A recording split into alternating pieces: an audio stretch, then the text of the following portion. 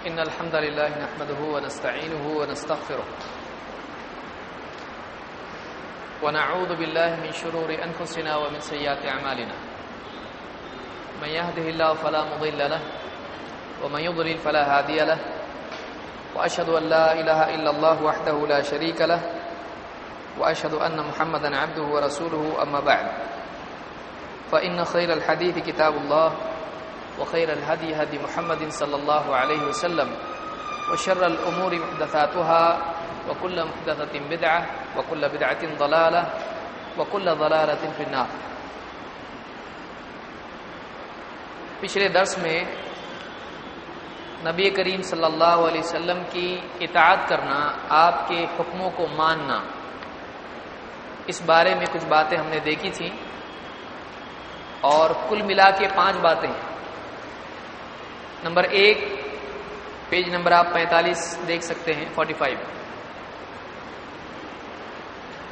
پہلی بات یہ کہ اللہ تعالیٰ نے رسولوں کو بھیجا ہی اس لیے ہے کہ لوگ اللہ کے حکم سے رسولوں کی فرما برداری کریں.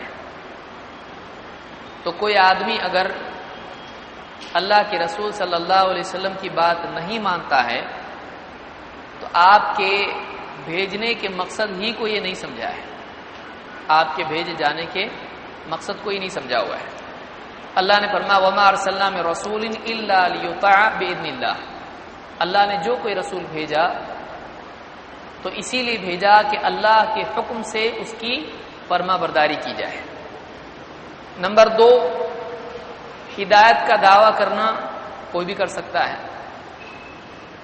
میں ہدایت پر ہوں، کوئی بھی بول سکتا ہے، لیکن واقعی ہدایت پر وہ ہے جو اللہ کے نزدیک ہدایت پر ہے. اور اللہ تعالیٰ نے قرآن کریم میں فرمایا وَإِن تُطِيعُوهُ تَهْتَدُوا، سورہ النور کی آیت نمبر 54.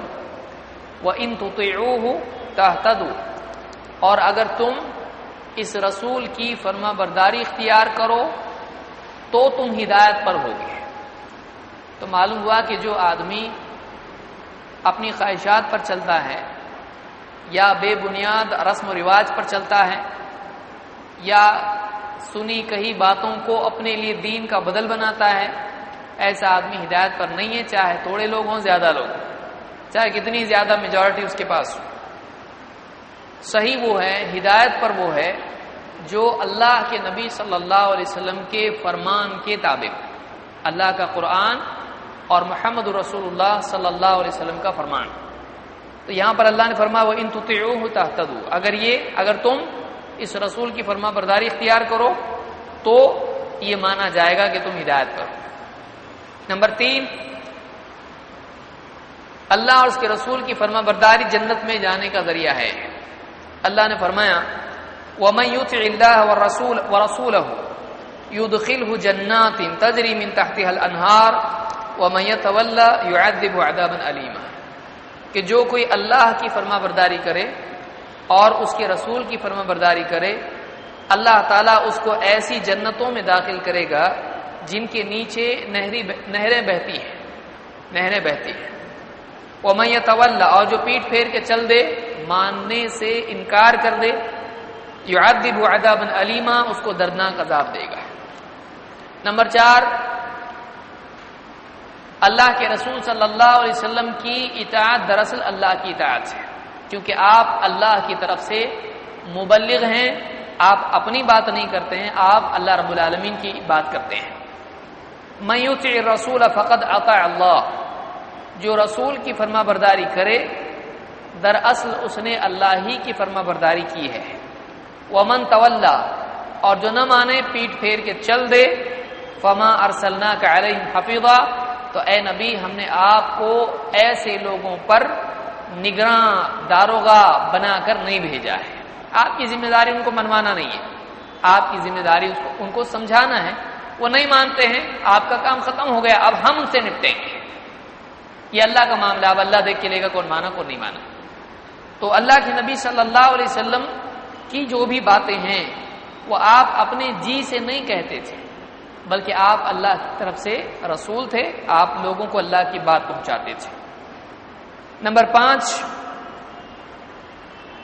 جو آدمی اللہ اور اس کے رسول کی بات کوئی ایک بات بھی ماننے سے انکار کر دے، ایسا آدمی اللہ کے نزدیک کافر ہے۔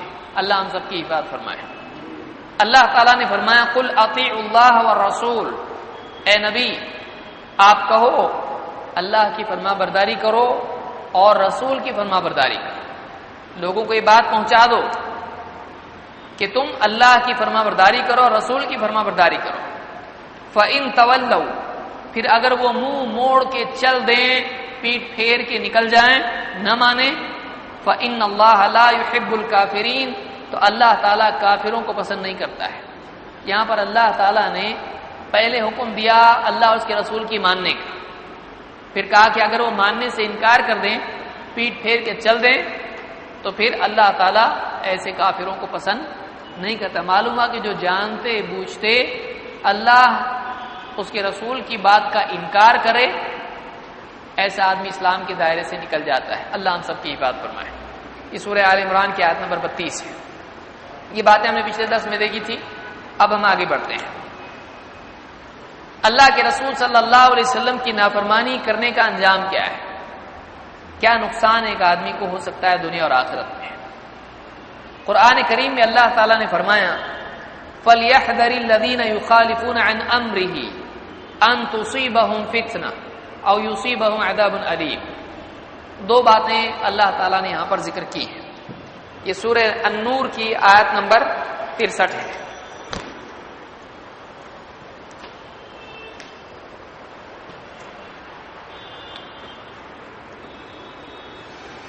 فَلْيَحْذَرِ الَّذِينَ يُخَالِفُونَ عَنْ أَمْرِهِ أَن تُصِيبَهُمْ فِتْنَةٌ أَوْ يُصِيبَهُمْ عَذَابٌ أَلِيمٌ۔ کتنی باتیں اس میں دیکھیے۔ فَلْيَحْذَرْ، فا تو، فَلْيَحْذَرْ حَذَرَ حَذْرَ، خُذُوا حِذْرَكُمْ۔ فَلْيَحْذَرْ کا مطلب ان لوگوں کو خبردار ہو جانا چاہیے، ڈرنا چاہیے، احتیاط کرنا چاہیے، بچنا چاہیے۔ حذر کے معنی کیا ہوتے ہیں عربی زبان میں؟ بچنے کے، احتیاط کرنے کے، پرہیز کرنے سے۔ فَلْيَحْذَرْ الَّذِينَ، وہ لوگ ڈریں، بچیں اس بات سے۔ کس بات سے بچنے کی بات کہی جا رہی ہے؟ دیکھیے، الذین یخالفون عن امرہ، جو اس رسول کے حکم کی مخالفت کرتے ہیں، رسول کے حکم کی مخالفت کرتے ہیں، ان کو چاہیے کہ وہ اس مخالفت سے بچیں۔ ان تصیبہم فتنہ، کہیں ایسا نہ ہو کہ ان کو فتنہ آ لپٹے، فتنہ دبوچ لے، کہیں ایسا نہ ہو کہ وہ فتنے میں مبتلا ہو جائیں۔ سزا نمبر 1۔ نمبر 2، سزا نمبر 2 کیا ہے؟ او یصیبہم عذاب علیم، یا پھر کہیں ایسا نہ ہو جائے کہ وہ ایک دردناک عذاب میں مبتلا ہو جائے۔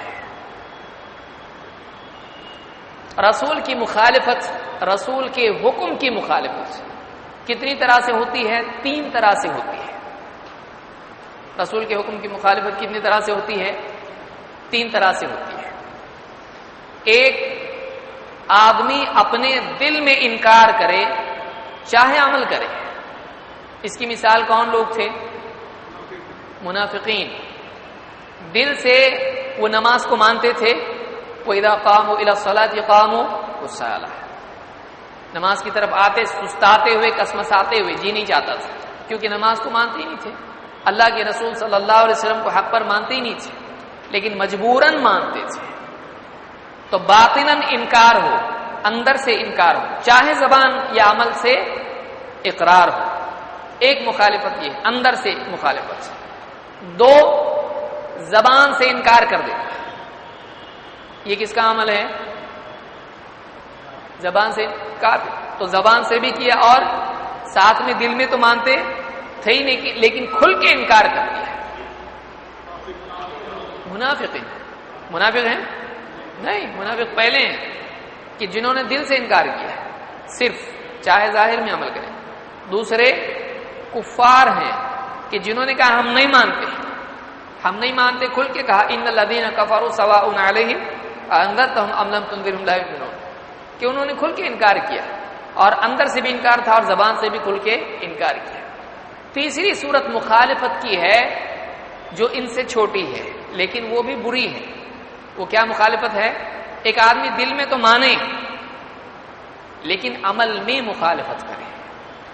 مانے شراب پینا برا ہے لیکن عمل میں کیا کرے؟ پیے. جوا کھیلنا حرام ہے لیکن عمل اس کے ایمان کی مخالفت کر رہا ہو. تو خلاف کرنا کا مطلب یہ ہوتا ہے کہ ایک تو دل سے، زبان سے اور عمل سے. اللہ تعالیٰ نے یہاں پر سب کے لیے اور خصوصاً ان لوگوں کے لیے جو واقعتاً مخالفت کریں، یہاں پر وعیدیں دو بیان کی ہے. ایک، جو لوگ اس رسول کی مخالفت کرتے ہیں اس کے حکم کی مخالفت کرتے ہیں. امر کے معنی کیا ہے؟ امر کے معنی حکم کے، معاملہ کے بھی ہوتے ہیں، دین کے بھی ہوتے ہیں. ان تصیبہم فتنہ، کہیں وہ فتنے میں مبتلا نہ ہو جائے. امام احمد بن حنبل اور بہت سے علماء کہتے ہیں یہاں فتنے سے مراد شرک ہے.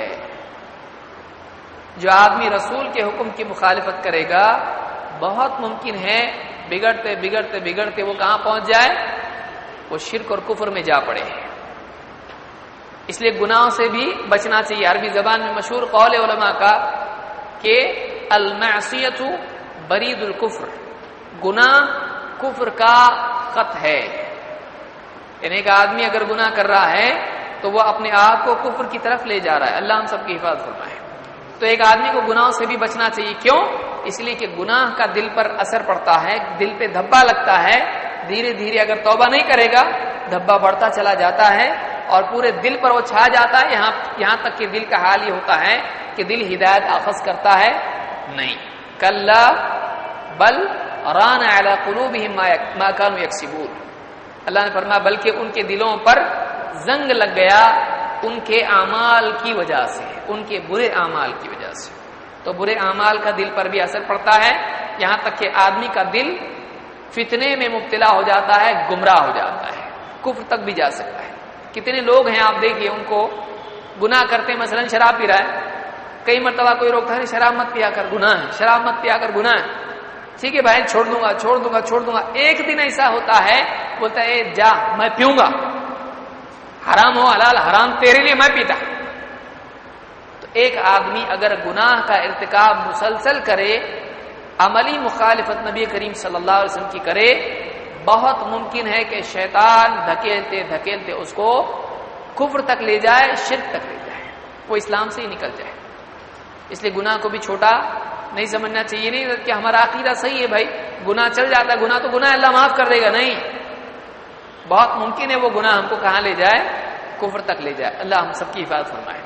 تو یہاں اللہ نے فرمایا فَلْيَحْذَرِ الَّذِينَ يُخَالِفُونَ عَنْ أَمْرِهِ، جو لوگ اس نبی کے حکم کی مخالفت کرتے ہیں ان کو اس بات سے ڈرنا چاہیے کہ کہیں وہ فتنے میں گرفتار نہ ہو جائیں، او یصیبہم عذاب علیم، یا پھر ایسا نہ ہو کہ وہ عذاب علیم میں، دردناک عذاب میں مبتلا ہو جائے. ہو سکتا ہے دنیا میں بھی عذاب آئے. ہمیشہ دنیا میں عذاب آتا ہے؟ نہیں، لیکن کبھی اللہ تعالیٰ کسی گناہ کی سزا میں دنیا میں بھی سزا دے دیتا ہے. تو اس کے لیے رسول اللہ صلی اللہ علیہ وسلم کے حکم کی تعظیم کرنا چاہیے اور کوشش کرنا چاہیے کہ حتی الامکان جتنی استطاعت آدمی میں ہے اس کی فرما برداری کرے. اگر کبھی گناہ ہو جائے، غلطی ہو جائے، کوتاہی ہو جائے، فوراً توبہ کر کے اللہ سے معافی مانگ لینا چاہیے. یہ اپنے آپ کو ریسیٹ کرنا ہے، یہ اپنے آپ کو کیا ہے؟ واپس سے اپنی اصل حالت پر لانا ہوتا ہے. ابن کثیر رحمۃ اللہ علیہ اپنی تفسیر میں اس آیت کے ضمن میں کہتے ہیں فَلْيَحْذَرْ وَلْيَخْشَى، احتیاط کریں وہ لوگ، ڈریں وہ لوگ. کون؟ من خالف شریعت الرسول، جو رسول کی شریعت کی مخالفت کرے، باطنا و ظاہرا، اندر سے اور باہر سے، ان تصیبہم فتنہ، کہیں وہ فتنے میں نہ آ جائیں. کیا مطلب ہے؟ ای فی قلوبہم من کفر او نفاق او بدعت، کہ رسول کی مخالفت کرنے کی وجہ سے کہیں وہ فتنے میں نہ آ جائیں، یعنی کہیں ایسا نہ ہو کہ ان کا دل کفر میں، نفاق میں یا بدعت میں مبتلا ہو جائے. او یصیبہم عذاب علیم ای فی الدنیا بقتل او حد، کہ اگر آدمی رسول کا حکم توڑے گا، گناہ میں پڑے گا، چوری کیا مثلا، اسلامی حکومت ہے، سزا دنیا میں مل جائے گی، کیا ہوگا؟ ہاتھ کاٹا جائے گا. زنا کیا، شادی شدہ تھا، اس کو سنسار کیا جائے گا، یا شادی شدہ نہیں تھا تو پھر کوڑے لگائے جائیں گے. تو دنیا میں اس پر حد نافذ کی جائے گی، دنیا میں سزا مل جائے گی اللہ کے رسول کی نافرمانی پر. او حبس او نحو ذلک، یا یہ بھی ہو سکتا ہے کہ وہ دنیا ہی میں قید خانے میں ڈال دیا جائے یا کوئی اور سزا اس کو، یعنی دنیا میں بھی اللہ کی طرف سے سزا آ سکتی ہے. اس کو ابن کثیر نے ذکر کیا ہے. تو معلوم ہوا کہ رسول کی مخالفت پر دو نقصانات ہوتے ہیں، ایک ظاہری، ایک باطنی. باطن کفر نفاق میں مبتلا ہو سکتا ہے، اور ظاہر کو اللہ کی طرف سے سزا دنیا میں بھی آ سکتی ہے. اس کی ایک مثال دیکھیے. سلمہ ابن اکوع رضی اللہ تعالیٰ فرماتے ہیں ان رجلا اکل عند رسول اللہ صلی اللہ علیہ وسلم بشماله، ایک آدمی اللہ کے رسول صلی اللہ علیہ وسلم کے پاس تھا، اس نے بائیں ہاتھ سے کھانا کھایا. فقال کل بیمینک، اللہ کے رسول صلی اللہ علیہ وسلم نے فرمایا اپنے دائیں ہاتھ سے کھا، دائیں ہاتھ سے کھا، سیدھے ہاتھ سے کھا. قال لا استطيع، اس نے کہا میں نہیں کھا سکتا، میں نہیں کھا سکتا. قال لا استطعت، اللہ کے نبی صلی اللہ علیہ وسلم نے فرمایا تو نہ کھا پائے، تو نہ کھا پائے. اور صحابی کہتے ہیں ما منعه الا الكبر، اس آدمی کو کیا رکاوٹ تھی؟ گھمنڈ کی وجہ سے اس نے نہیں مانا، گھمنڈ کی وجہ سے اس نے نہیں مانا. قال فما رفعها الى فيه، اس کے بعد کبھی اس آدمی کا ہاتھ منہ تک نہیں اٹھا. نہیں کھا سکتا، کبھی نہیں کھا سکتا. پہلے گھمنڈ کی وجہ سے نہیں کھا سکتا تھا، اب صدا کی وجہ سے نہیں کھا سکتا ہے. اس کا ہاتھ کبھی منہ تک اس کے بعد اٹھائی نہیں. جھوٹ بولتا ہے، نبی کی بات تکبر سے بولتا ہے، نہیں کھا سکتا، نہیں کھا سکے. اس میں ایک بات یہ بھی معلوم ہوتی ہے کہ نبی کریم صلی اللہ علیہ وسلم کا حکم کتنا عظمت والا ہے کہ بعض اوقات آپ بددعا بھی کر دیتے تھے ایسے آدمی کے لیے جس آدمی نے آپ کی جان بوجھ کے نافرمانی کی ہے. آپ رحمت للعالمین ہیں، لیکن آپ صلی اللہ علیہ وسلم نے کیا کہا؟ لاستطعت، نہ کھا پائے تو. کیونکہ یہ حکم آپ کا خود کا ہے. حکم کس کا ہے؟ اللہ کی طرف سے آپ پہنچانے والے ہیں. یہ اللہ کے رسول کے مقابلے میں ضد کر رہا ہے کا مطلب اللہ کے مقابلے میں ضد کر رہا ہے. اس طرح کی بعض احادیث سے علماء نے کہا اس سے معلوم ہوتا ہے کہ بعض اوقات صالحین دنیا میں بددعا دیتے ہیں اور وہ پوری بھی ہو جاتی ہے. اس لیے ڈرنا چاہیے، ڈرنا چاہیے. کوئی آدمی نے کہا کیسا بددعا دے دی رحمت اللہ کے رسول صلی اللہ علیہ وسلم جانتے ہیں کس کو بددعا دینے کا کس کو نہیں دینے کا. آپ سے زیادہ رحیم کوئی تھا نہ ہوگا، لیکن آپ نے اللہ کے دین کے سلسلے میں اکڑ کو پسند نہیں کیا، آپ نے بددعا دی اور وہ بددعا پوری ہوئی. ایسے مختلف واقعات صحابہ کے بھی ہیں اور تابعین کے بھی ہیں اور بہت سارے علماء کے بھی ہیں کہ جنہوں نے اللہ کے دین کے خلاف حرکت کی، انہوں نے بددعا دی اور بددعا پوری ہوئی ہے. اللہ ہم سب کی حفاظت فرمائے. یہ مسلم کی روایت ہے. اللہ کے نبی صلی اللہ علیہ وسلم، یہ دوسری بات معلوم ہوئی کہ کوئی آدمی اگر اللہ کے رسول صلی اللہ علیہ وسلم کے فرمان کی مخالفت کرتا ہے دنیا میں بھی اس کو سزا آ سکتی ہے. نمبر 3، اللہ کے نبی صلی اللہ علیہ وسلم کے حکم مانے بغیر آدمی کے لیے جنت کا دروازہ نہیں کھل سکتا ہے. کوئی آدمی اگر نبی کریم صلی اللہ علیہ وسلم کی نافرمانی کر رہا ہے تو اپنی زبان سے تو وہ نہیں بول رہا ہے، لیکن اپنے عمل سے وہ کہہ رہا ہے کہ مجھ کو جنت میں نہیں جانا ہے. وہ عمل سے کیا کہہ رہا ہے؟ مجھ کو جنت میں نہیں جانا ہے۔ اللہ کے رسول صلی اللہ علیہ وسلم فرماتے ہیں کل امتی یدخلون الجنۃ الا من ابا۔ یہ حدیث یاد ہونا چاہیے ہم لوگ، اور اس حدیث میں کئی فوائد ہیں۔ کل امتی یدخلون الجنۃ الا من ابا، میرا ہر امتی جنت میں جائے گا سوائے اس کے جس نے انکار کیا۔ قالوا یا رسول اللہ ومن یأبا، صحابہ نے پوچھا اے اللہ کے رسول بھلا انکار کون کرے گا؟ ابن حبان کی روایت کے الفاظ ہیں یا رسول اللہ ومن یأبا ان يدخل الجنہ، اے اللہ کے رسول جنت میں داخل ہونے سے کون انکار کرے گا؟ کون بولے گا میں جنت میں نہیں جانا چاہتا؟ اب آپ نے بتایا کون بولتا ہے، کبھی آدمی زبان سے بولتا ہے، کبھی عمل سے بھی بولتا ہے، تو اعتبار عمل کا ہوتا ہے۔ قال من اطاعنی دخل الجنہ، جس نے میری فرما برداری کی، جس نے میرا حکم مانا، وہ جنت میں گیا یعنی جائے گا۔ ومن عصانی فقد ابا، اور جس نے میری نافرمانی کی اس نے انکار کیا یعنی جنت میں جانے سے انکار کیا۔ تو ایک آدمی کا اللہ کے رسول صلی اللہ علیہ وسلم کی نافرمانی کرنا جنت میں جانے سے انکار کرنا ہے۔ وہ خاموش زبان میں کیا بول رہا ہے؟ میرے کو نہیں آنے کا، تم لوگ جاؤ۔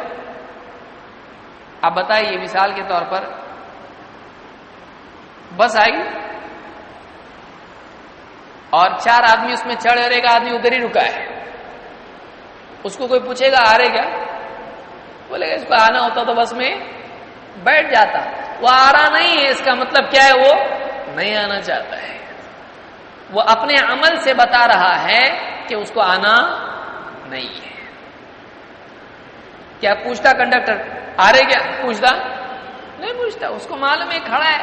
اگر اس کو آنا ہوتا تو ہاں، کوئی دوڑتا ہوا آ رہا ہے تو تھوڑا رک جاتا، کوئی دوڑتا ہوا آ رہا ہے تو کیا سمجھ جاتا، اس کے عمل سے سمجھ رہا ہے آنے کا۔ اس کیا بولتا ہو آ رہا میں بھی نہیں، بولو خاموش بھاگ رہا خالی بس کی طرف۔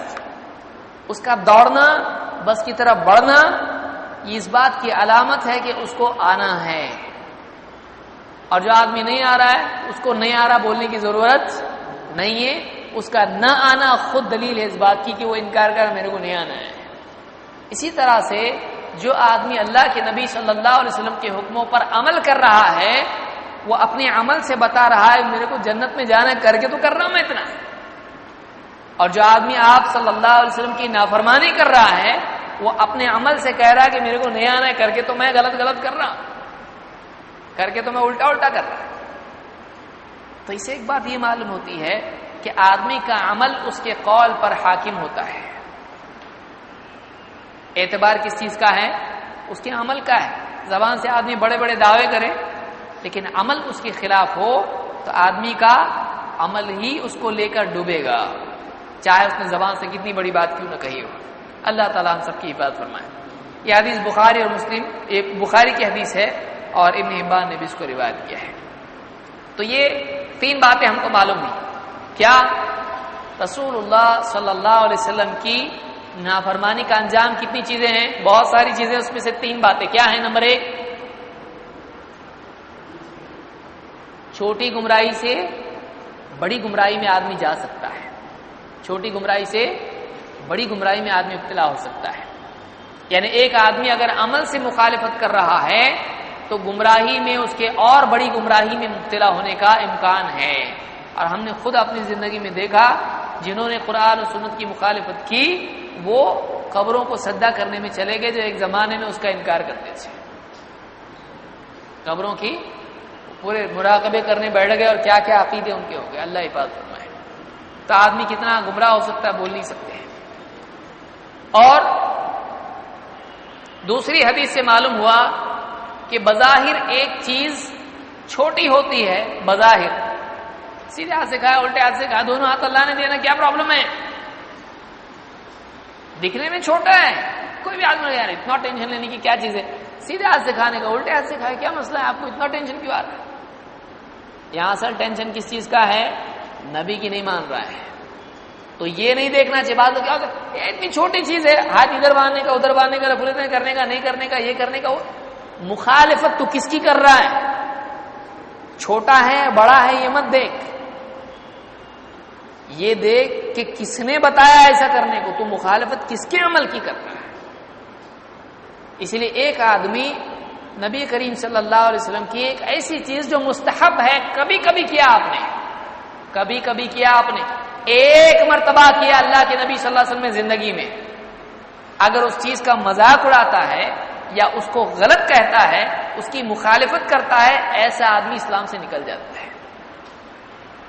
یہ مت دیکھ کتنی بار کی ہے، یہ مت دیکھ اس کا درجہ کیا ہے، فرض ہے کیا، یہ بعضوں نے فرض ہے کیا، یعنی خالی دین فرض کا نام ہے؟ دین میں مختلف اعمال ہیں، جس عمل کی نسبت اللہ کے نبی صلی اللہ علیہ وسلم سے جڑ گئی وہ محترم ہو گیا، اس کا نہ مذاق اڑایا جا سکتا ہے نہ اس کا انکار کیا جا سکتا ہے۔ تو نہیں کر رہا، تیرا عمل ہے، لیکن اس کو غلط مت بول، اس کا انکار مت کر، اس کا مذاق مت اڑا۔ بعض لوگ انگلی حرکت دینا مذاق اڑاتے ہیں، کس کا مذاق اڑا رہا ہے، کس کی سنت کا مذاق اڑا رہا ہے۔ بعض لوگ رفع الیدین کیا کیا بولتے ہیں، لوگ چیل اڑی کوا اڑا بولتے ہیں انگلی اٹھانے کو، کس کا مذاق اڑا رہا ہے؟ اس نبی کی سنت کا مذاق اڑا رہا ہے۔ اور ہاتھ اٹھانا اس کا مذاق اڑا رہا ہے۔ تو اس طرح کی جو چیزیں ہیں، لوگ بولتے ہیں یہ لوگ کتنی بار رکعت باندھتے ہیں، ان کے نزدیک یہ رکعت باندھنا ہے، بولے نماز توڑتے پھر واپس باندھ۔ جہالت انسان کی سب سے بڑی دشمن ہے، انسان کی جہالت۔ جاہل آدمی کو دشمن کی ضرورت ہے؟ جس کو تیرنا نہیں آتا ہے اس کو ڈبانے والے کی ضرورت ہے؟ ضرورت نہیں۔ ناؤ میں سے کودا ڈوبنے کے لیے کافی ہے، اس کو کسی ڈبونے والے کی ضرورت نہیں۔ آدمی کی جہالت آدمی کی سب سے بڑی دشمن ہوتی ہے۔ اللہ ہم سب کی حفاظت فرمائے۔ اور تیسری چیز ہم نے دیکھی کہ آدمی کے عمل سے، جو آدمی نہیں کرتا ہے عمل، وہ اپنے عمل سے جنت میں جانے کا گویا کہ انکار کر رہا ہے۔ اور آگے بڑھیے، تو اب دو چیزیں ہم نے دیکھی، یعنی دو چیزیں جاننے کی ہیں۔ ایک طاعت،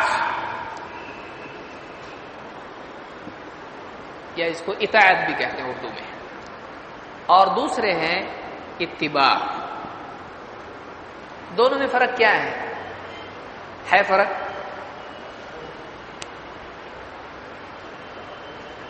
دونوں میں کیا فرق ہے، کون بتائے گا؟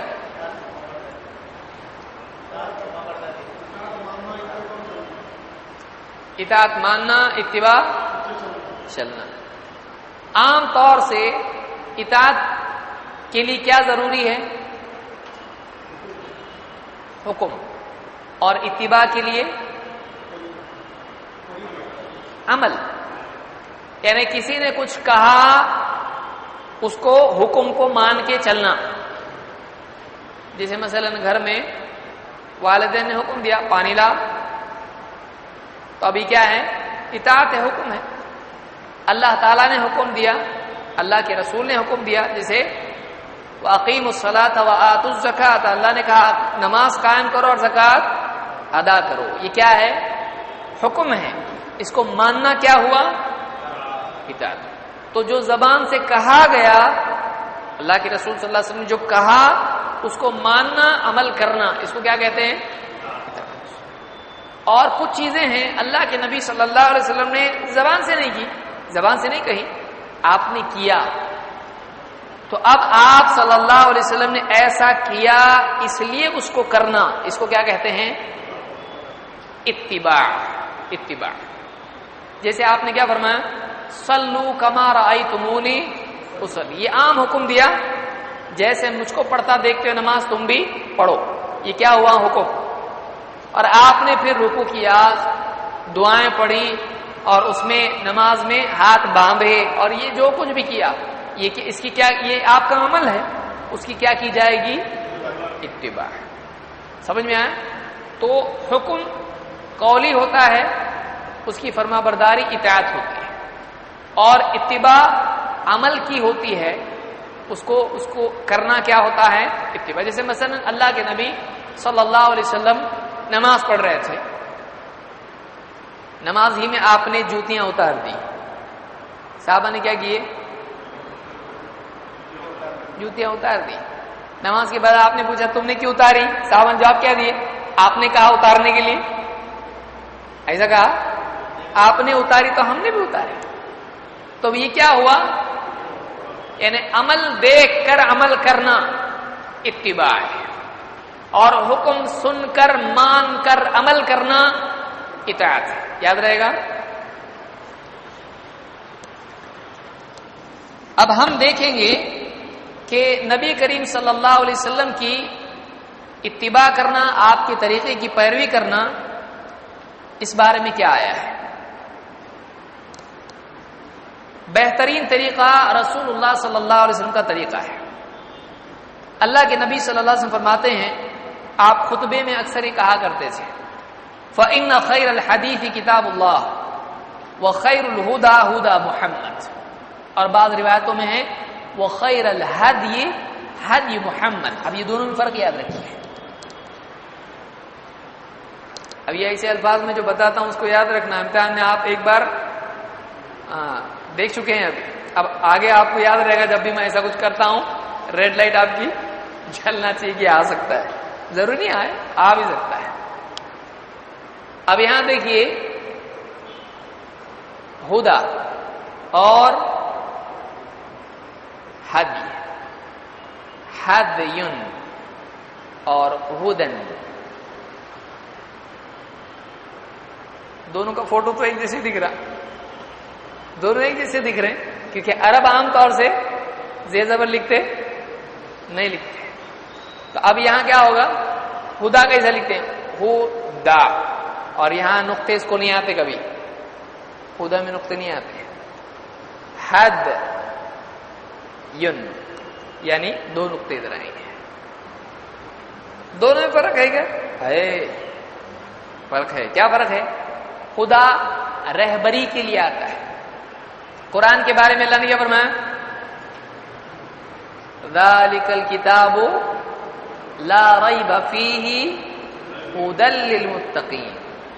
ایسا کرو، ایسا کرو، ایسا مت کرو، ایسا کرو، یہ صحیح ہے، یہ غلط ہے، یہ مانو، یہ مت مانو. تو یہ کیا ہے؟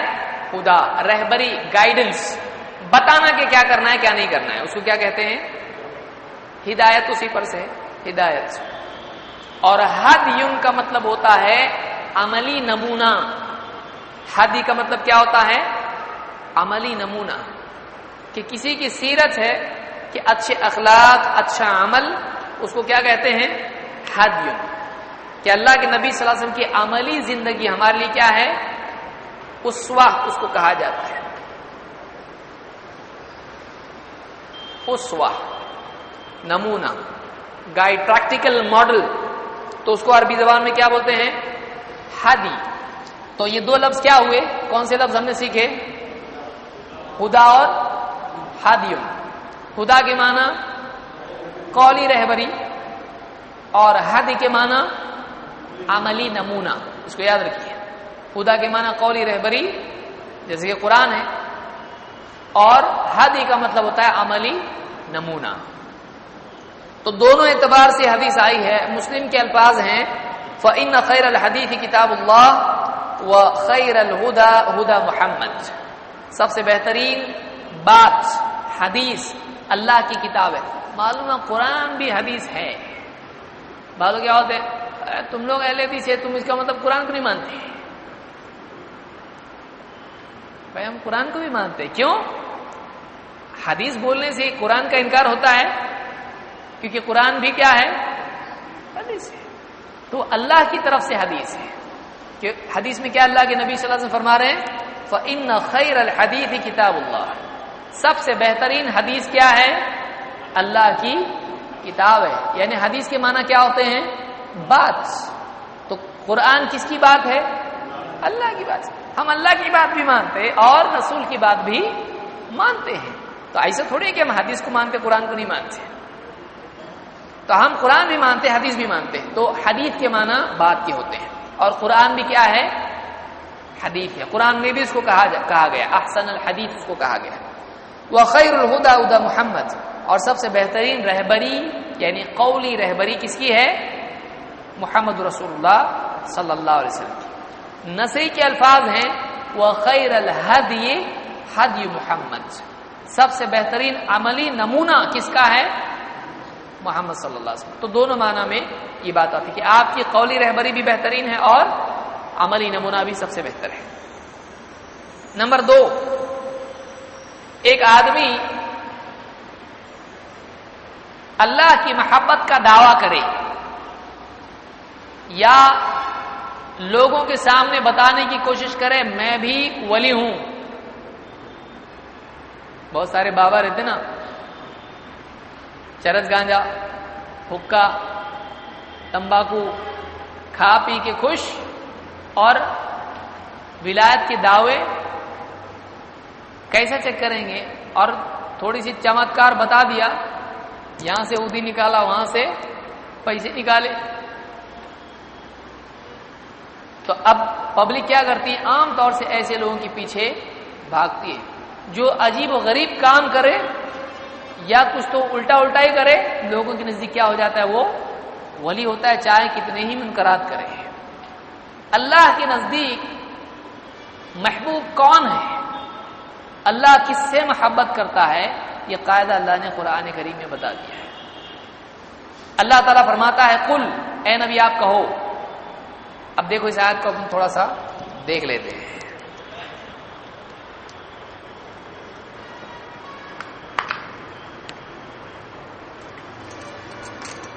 قل ان کنتم تحبون اللہ فاتبعونی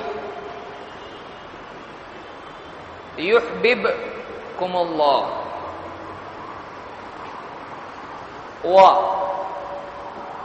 ویغفر لکم ذنوبکم واللہ غفور رحیم۔ بہت پیاری آیت ہے۔ قل، اے نبی کہو پورا قرآن پیش کرنے کے لیے، یعنی کچھ کہو اور کچھ مت کہو، ایسا ہے کیا؟ پورا قرآن کیا ہے؟ بتانا ہے کہ نہیں بتانا ہے؟ پورا قرآن پیش کرنا ہے سب کے سامنے، پھر اس میں آ رہا ہے کہو، تو معلوم ہے کچھ تو بہت امپورٹنٹ میسج ہے۔ بولو اے نبی آپ کہو، کیا کہو؟ ان کے معنی اگر، اگر تم ہو، تحبون محبت کرتے ہو، اللہ سے، اے نبی کہو اگر تم محبت کرتے ہو اللہ سے، فاتبعونی تو اتبعونی، فاتبعونی تو میری اتباع کرو، یحببکم اللہ محبت کرے گا تم سے اللہ بھی۔ تو یہاں پر دو چیزیں ہوئی، ایک شرط، دوسرے جزا۔ اللہ سے محبت کرتے بہت، اتباع کرو۔ اللہ کا محبوب بننا ہے، بالکل اتباع کرو۔ یعنی تمہارا دعویٰ اگر ہے، دلیل دو۔ خالی زبان سے بول رہے نہیں چھوڑیں گے، نہیں چھوڑیں گے، نبی کا دامن نہیں چھوڑیں گے، فجر چھوڑیں گے، عشاء چھوڑیں گے، سب چھوڑیں گے، اثر بھی چھوڑیں گے، سنت چھوڑیں گے، نقلی داڑھی لگا کے گھوڑے پہ بیٹھیں گے ایک دن کے لیے دلہا بن کے، چلے گا؟ نبی کی اتباع کرنی پڑے گی۔ یہ بہت جامع آیت ہے، یہ کیا بولتے ہیں، مطلب سونا پرکھنے کی چیز ہے۔ اسے معلوم پڑے گا واقعی کیا ہے۔ یہود دعویٰ کرتے تھے نحن ابناء اللہ واحباؤہ، ہم اللہ کے پیارے ہیں، چہیتے ہیں۔ عیسائی دعویٰ کرتے ہم اللہ سے بہت محبت کرتے تھے، رہبانیت ایجاد کر لی، اللہ کی محبت میں راہب بن گئے، دنیا ترک کر دی۔ اللہ نے کہا تمہارا یہ دعوے کرنا بھی نہیں چاہیے اور تمہارا من مانے مجاہدے بھی نہیں چاہیے، ایک چیز چاہیے، کیا چاہیے؟ فاتبعونی. کیونکہ بعض اوقات مجاہدے میں نفس کی اصلاح کی بجائے، دیکھیے یاد رکھیے اس کو، بعض اوقات مجاہدے میں نفس کی اصلاح کی بجائے نفس کی لذت ہوتی ہے، کیونکہ اس مجاہدے پر نام ہوتا ہے. آپ دیکھیے بہت سارے چابک سے مار مار کے لیتے اپنے آپ کو، فیم پبلک نہیں دیکھیں کبھی مارا اس نے، پبلک نہیں مارتا ہو، یہ لگا رہا وہ کر کیا کیا کر رہا ہے آدمی. تو فیم ملتا ہے بہت ساری تکلیفوں میں، بہت سارے مجاہدے ان میں مقصود لوگوں کی طرف سے عزت ہوتی ہے. اللہ کو مجاہدہ نہیں چاہیے، اللہ کو وہ مجاہدہ چاہیے جو اتباع ہو، اپنی چاہت چھوڑ نبی کے تابع ہو. سب سے بڑا مجاہدہ یہ ہے. اپنے دل سے بڑا بڑا مجاہدہ کر رہا تو تیرے دل سے کر رہا، یہ ہم کو نہیں چاہیے. اس بات کو سمجھیے اچھی طرح سے، یعنی تیرے دل سے، تیری چوائس سے، تیری مرضی سے تو مجاہدہ کرے، ہم کو نہیں چاہیے. تو تیری مرضی چھوڑ، یہ مجاہدہ سب سے بڑا ہے. اور تابع کس کے ہو؟ کیونکہ انسان کے لیے بہت کرنا، مجاہدہ کرنا، تکلیف اٹھانا بعض اوقات آسان ہو جاتا ہے پابند بننے کے مقابلے میں. پابند بننا بڑا مشکل ہے انسان کے لیے. آزاد پنچھی رہتا آدمی، اس کو اس کے پر باندھنا بہت مشکل رہتا ہے. تو انسان کی اصل اسلام کے معنی کیا ہے؟ اسلام کیا ہے؟ اسلام پابندی، فرما برداری ہے. پابند اپنی چھوڑ دے، اپنی مرضی چھوڑ اور نبی کی اتباع کر. تو اگر تو اللہ سے محبت کرتا ہے، بہت ٹھیک ہے، ثبوت دے. ثبوت کیسا ملے گا؟ اللہ کی محبت ہے نا؟ ہاں بہت محبت ہے، پورا سینہ دل بھر کے گیا، ایک دم دبدبا رہا، محبت ٹپک رہی دل میں سے. پیارے نبی کے تابع ہو جائے، نبی کے تابع ہو جائے. فاتبعونی.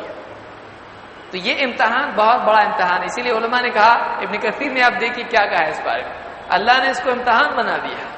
جو دعویٰ کرے گا اللہ سے محبت کا، اس کو ثبوت دینا پڑے گا اتباع کا، کہ اللہ کی محبت ہے، اللہ کے محبوب چیزوں کو محبوب بنا لے. سمجھا؟ نہیں. اللہ کا محبوب کون ہے؟ محمد رسول اللہ صلی اللہ علیہ وسلم. آپ کی محبوب چیز کیا ہے؟ سارا دین. تو اس کو محبوب بنا، اللہ کا محبوب بن جائے گا. اللہ کے محبوب کو، محبوب چیزوں کو اپنا. صحابہ سے کیوں محبت کرتے ہیں؟ اللہ کے نبی صلی اللہ علیہ وسلم، اہل بیت سے محبت کرتے ہیں. تو اللہ کے نبی صلی اللہ علیہ وسلم سے محبت اللہ کی وجہ سے کر رہے ہیں. اللہ نے حکم دیا محبت کرنی پڑے گی تم کو. اللہ نے محبت کی ہے اللہ کے نبی سے. تو یہ ساری باتیں ہیں. تو اللہ کے نبی صلی اللہ علیہ وسلم کو اللہ کا دین پسند تھا، اس کے لیے آپ نے ساری تکلیفیں اٹھائی. اللہ کا ہر حکم پسند تھا.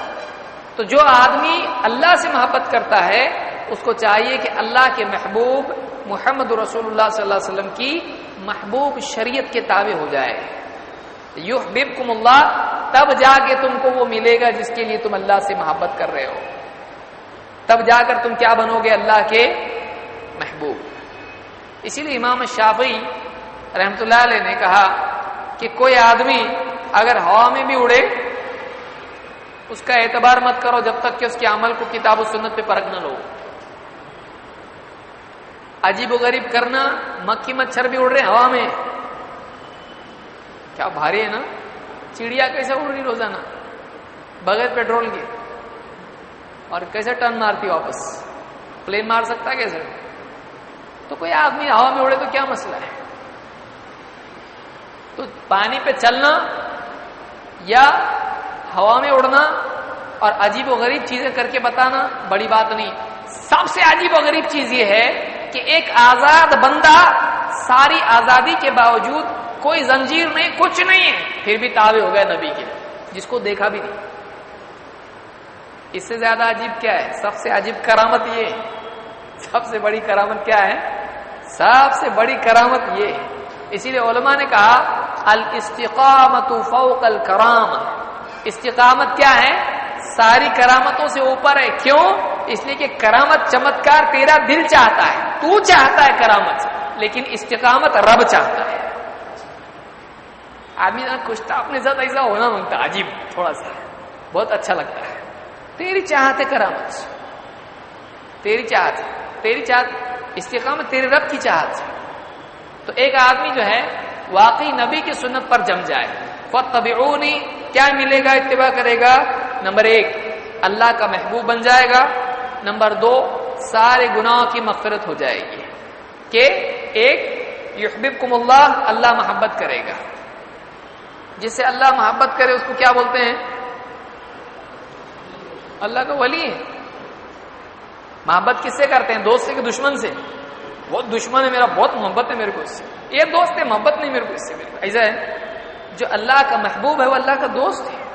یحببکم اللہ، اللہ تعالی محبت کرے گا. یعنی ولایت ملنے کا راستہ کیا ہے؟ تو اتباع کے بغیر ولایت مل سکتی ہے؟ نہیں. اور اتباع کے بغیر محبت مل سکتی ہے اللہ کی؟ نہیں. وَيَغْفِرْ لَكُمْ ذُنُوبَكُمْ، اور تمہارے گناہوں کی بھی مغفرت کرے گا. واللہ غفور الرحیم، اللہ تو بڑا مغفرت کرنے والا، رحم کرنے والا ہے. کہ ایک وعدہ حال اور مستقبل کے لیے، ایک وعدہ ماضی کی چیزوں کے لیے، کہ اب جب تم اتباع کر رہے ہو، اب تک تو نہیں، جب اتباع کرنے لگ جاؤ گے اللہ بھی تم سے محبت کرے گا آگے کے لیے. اور اچھا جو پیچھے نہیں کیے تھے اس کا کیا؟ وَيَغْفِرْ لَكُمْ ذُنُوبَكُمْ، اور تمہارے گناہوں کی بھی کیا کرے گا؟ مغفرت کر دے گا. اور کیوں ایسا؟ کیوں؟ اللہ غفور الرحیم ہے. اللہ غفور الرحیم، بڑا رحم کرنے والا، بڑا مغفرت کرنے والا ہے. کہ پچھلا معاف اور اگلے کی محبت. کتنا بڑا وعدہ ہے اللہ. کیا کرنا پڑے گا؟ پہاڑ توڑنا پڑے گا، ہمالیہ ادھر سے ادھر کرنے کا کچھ نہیں. اپنے آپ کو بدعت سے سنت پہ لانے کا، بس یہ ہمالیہ ہٹانے سے بڑا ہے. ایک آدمی خواہشات اور بدعت سے اپنے کو ہٹا کے سنت پر لے آئے، یہ ہمالیہ کو ایک جگہ سے دوسری جگہ کرنے سے بڑا عمل ہے. کیونکہ بہت مشکل چیز ہے، بہت مشکل چیز ہے. تو بہرحال اس آیت میں بہت ساری باتیں آپ نے دیکھی، اس کو یاد رکھیے. تو اس آیت میں اللہ کی محبت کا وعدہ دعویٰ کرنے والوں کے لیے بھی دلیل لاؤ، اور اللہ کی محبت طلب کرنے والوں کے لیے بھی ہے کہ اتباع کرو. تیسری چیز، نبی کی اتباع کتنی اہم ہے. اللہ کے رسول صلی اللہ علیہ وسلم نے فرمایا لو کان موسیٰ حیا بین اظہرکم ما حل له الا ان یتبعنی. امام احمد اور دارمی نے اس کو روایت کیا ہے. کیا جملہ ہے؟ لو کان موسیٰ حیا، اگر موسیٰ زندہ ہوتے، بین اظہرکم تمہارے سامنے، ما حل له ان کے لیے حلال نہیں ہوتا، الا ان یتبعنی الا یہ کہ وہ میری اتباع کریں. اگر موسیٰ علیہ السلام تمہارے سامنے، تمہارے بیچ زندہ ہوتے تو ان کے لیے بھی میری اتباع کرنے کے سوا کوئی اور چیز حلال نہیں ہوتی. بہت ساری باتیں اس میں سے معلوم پڑیں گی. نمبر 1، اس میں ایک غلط عقیدے کا رد ہے، وہ یہ کہ انبیاء بھی ہماری طرح زندہ ہیں. ایسا ہے؟ ہماری طرح نہیں، وہ برزخی زندگی ہے، دنیاوی ہے. اسی لیے کہا اگر موسیٰ زندہ ہوتے ہیں تو ہوتے بولا جاتا ہے. کوئی آدمی آپ کو بولے گا آگے اگر تم زندہ ہوتے تو میں تم سے بات کرتا، بولے گا ایسا کوئی آدمی؟ نہیں بولے گا. اب بولے گا میں زندہ ہے نا. ہوتے کب کہا جاتا ہے؟ جب نہیں. اس حدیث سے معلوم ہوا کہ انبیاء ہماری طرح دنیاوی زندگی والی زندگی میں نہیں ہیں. ان کی حیات ہے، ہم مانتے ہیں، لیکن کون سی ہے؟ وہ دنیاوی ہے یا برزخی؟ یہ جو میں سمجھاتا ہوں وہ بھی یاد رکھا کیجیے. کوئی یہ نہیں بولے کہ امتحان میں یہ کب آیا تھا، نوٹس میں تو تھا نہیں ہے. تو امتحان میں کیا آئے گا؟ نوٹس بھی آئیں گے اور نوٹس کی سمجھائی ہوئی باتیں بھی آئیں گی. لو کان موسیٰ حیا، اگر موسیٰ زندہ ہوتے تمہارے بیچ، بین اظہرکم، تو ان کے لیے بھی میری اتباع کے سوا کوئی اور چیز حلال نہیں ہوتی. اب اس میں کچھ کوشچنز ہے، اس کا ہم جواب دیتے ہیں. یہ آخری بات رہے گی ہمارے آج کے درس میں. سوال نمبر 1، موسیٰ علیہ السلام کون ہیں؟ رسول ہیں اللہ کے. اور کیا اللہ نے موسیٰ علیہ السلام کو شریعت دی تھی؟ دی تھی کہ نہیں دی تھی؟ دی تھی نا. اللہ نے ایک شریعت دی تھی. تو کیسے معلوم پڑا شریعت دی اللہ نے؟ تورات نازل کی جس میں احکام تھے اللہ کی طرف سے. تو موسیٰ علیہ السلام پر ایک کتاب نازل ہوئی تھی. وہ کتاب کس کی طرف سے تھی؟ اللہ کی طرف سے. وہ اس کی اتباع کرتے تھے یا اپنے دل کی؟ یعنی اللہ کی طرف سے آئی ہوئی کتاب کی اتباع کون کرتا تھا؟ موسیٰ علیہ السلام. لیکن آپ نے کیا فرمایا؟ اگر آج موسیٰ علیہ السلام ہوتے تو کیا وہ تورات پر چل سکتے تھے؟ تورات کس کی کتاب ہے؟ تو یعنی محمد رسول اللہ صلی اللہ علیہ وسلم کی نبوت اور رسالت کے بعد پچھلا نبی پچھلی کتاب پر چل سکتا ہے؟ پچھلا رسول کلیم اللہ، اللہ نے ان سے کلام کیا، وَكَلَّمَ اللَّهُ مُوسَىٰ تَكْلِيمًا، ایسا رسول جس سے اللہ نے ڈائریکٹ کلام کیا، وہ جس کو اللہ نے کتاب دی،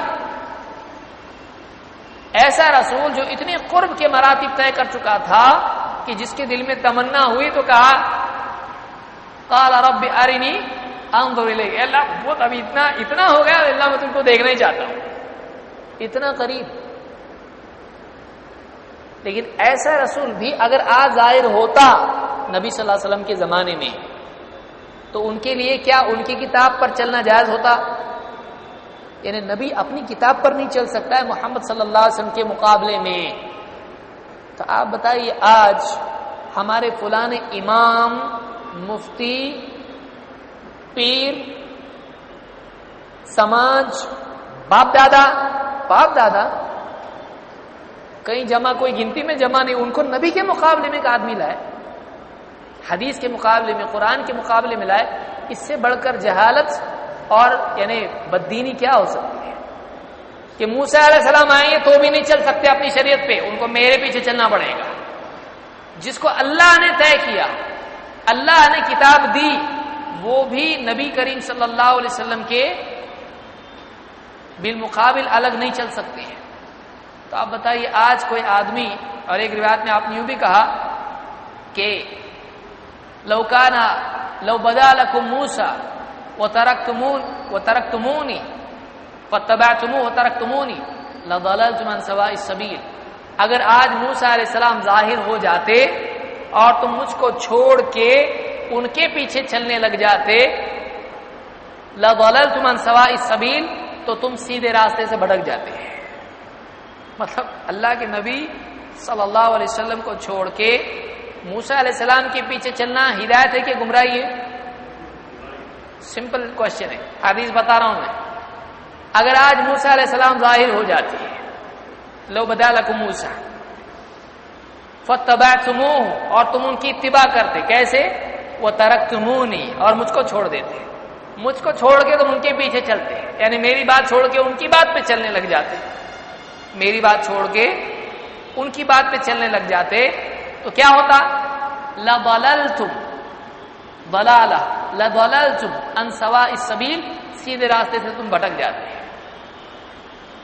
تو آپ بتائیے آج اگر موسیٰ علیہ السلام کے علاوہ کوئی ہو جو نہ نبی ہو نہ رسول ہو بلکہ صحابی بھی نہیں ہو، اور ایک آدمی ان کی بات پر چلے نبی صلی اللہ علیہ وسلم کی بات کو چھوڑ کے، تو کیا وہ ہدایت پر ہوگا؟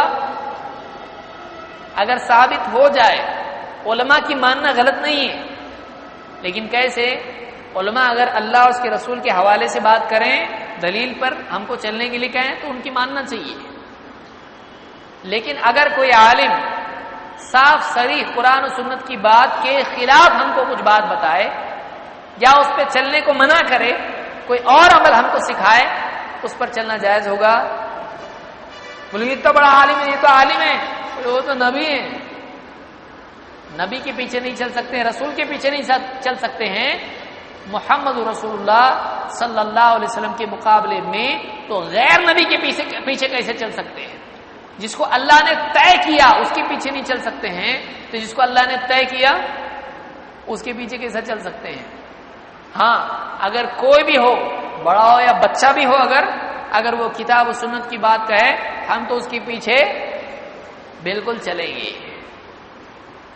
اسی لیے آپ نے کیا فرمایا کہ تمہارے اوپر اگر ایک کان کٹا چھوٹے سر والا غلام بھی اگر امیر بنا جائے جو تم کو اللہ کی کتاب کے اعتبار سے رہبری دیتا ہے تو تم سنو اور مانو. کنڈیشن کیا ہے؟ اللہ کی کتاب کے تابع تم کو کرے.